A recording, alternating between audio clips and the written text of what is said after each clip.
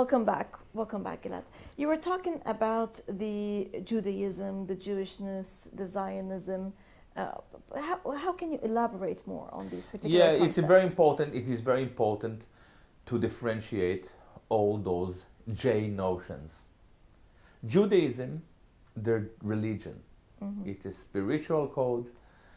I myself don't deal much with Judaism. And it is also very important to mention that Jewish religious collective have never been in the history of the Jews a sinister, murderous collective. And by the way, a lot of people, Palestinians, are fully aware of the fact that they weren't, because they were living with Palestinian Jews for so many, pre 48. My family were in the region from the 19th century, and it was very peaceful. So Judaism is the spirit. The Jews are the people. I never talk about the Jews, Yahud. I never talk about the Jews because I don't talk about people. Now, one of the biggest difference between my work and my predecessors is that a lot of quite intelligent writers and academics wrote about the Talmud. For instance, one of the most important, most interesting writer was Israel Shachak, who elaborated on the Talmud and pointed out at the deep goy-hating teaching within the Talmud. And yet, there is a problem, because most Jews don't know the Talmud. Israelis don't know the Talmud, and they don't study the Talmud except of the religious.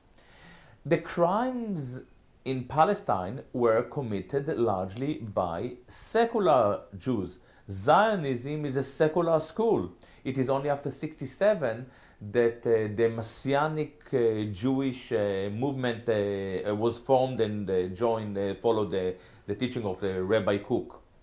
So I'm actually arguing here that the problem that we are facing is actually with secular Jewish identity. And it's not Judaism. It's not the Jews, because not all the Jews follow this ideology. The Jews who play in my band, they are Jews by ethnicity, but they don't follow this identity. And here I've managed to define three categories that are very crucial for my work. I'm talking about Jewish identity politics. And what is identity? A form of identification. I ask, what does it mean to be identified as a Jew? You don't identify yourself as a Jew? No, definitely not. So if you're not a Jew, what are you then? I'm many things, but definitely don't identify as a Jew. I'm a jazz musician, I'm a father, I'm a thinker, I'm a writer. So this is your identity. I don't like to talk in terms of identity, because I don't have to identify. I don't have to identify as a jazz musician, because I have enough concerts as a jazz musician all over the world. So I don't have to say, I am a jazz musician. I don't have to have a badge. I don't have to have a flag. But some people need to identify. Why are you hated by them and by others at the same time? I mean, even some other organizations, let's say, the movements like the BDS movement, the boycott, divestment and sanctions, they have a problem with Gilad Atzmon. Because when someone presents the truth in a very simple manner, because the truth is usually very simple, quite a few people realized that they were lying for more than a while. As you probably notice, no one until now stood up and said, Gilad, you got your facts wrong. You say A, but it's actually B. Nobody has ever stood up and said, Gilad, you got your fact wrong. Gilad, your argument is flawed.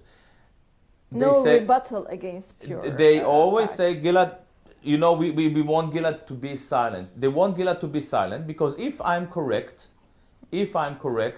they are wasting our time. Now, I'm very dangerous for some of the lefty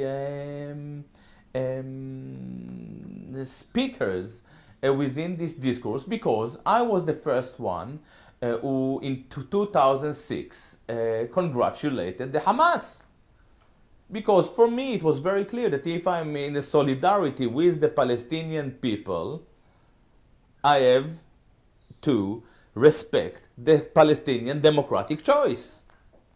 The Jews went to chew me then. The same people who stood up against me now were the first people who stood up against me in 2006. I was the first one to congratulate the Hezbollah for its success. And I do understand that Islam is the leading anti-imperial force, not 12 leftists in Acne. Mm-hmm. I think that if left wants to be relevant, it has to bond immediately with the people who lead the resistance in this world. How has this harsh criticism of Gilad Atzmon's ideas and beliefs, how has this stopped you from expressing your ideas so Never, frankly? It didn't stop me, and it cannot stop me. Why it cannot stop me? Because these lobbies are operating within...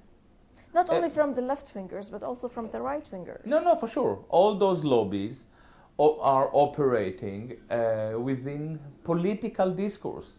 I'm not interested in political discourse. I've never in my life been a member of any party. I'm a musician. I meet thousands of people every week. And I write my thoughts, and I'm read by tens of thousands every day. And no one can stop me. The only thing that they do manage to do, bless them, is to expose themselves as book burners. People who like your politics or your music? People who like both my politics and my music. Not everyone who likes my... I don't think that anyone can...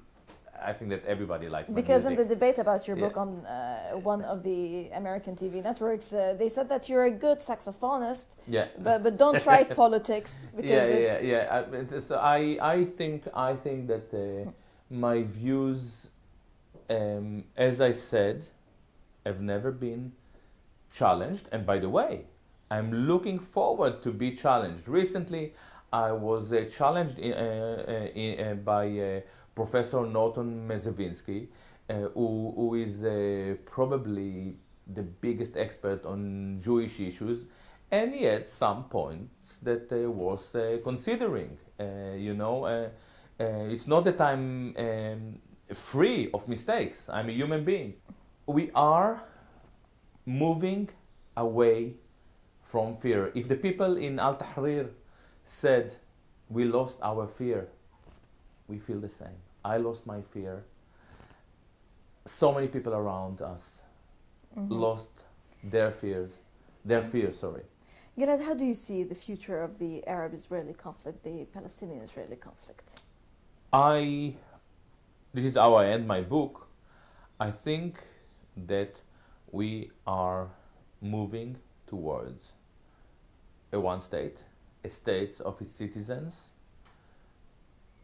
and it is obvious that this state won't be called Israel. It will be Palestine. It is very clear that Israel cannot lead such a move because it must de-Zionize itself or de-Jewishify itself, not to drift away from the Jewish ideology, Jewish secular ideology of supremacy.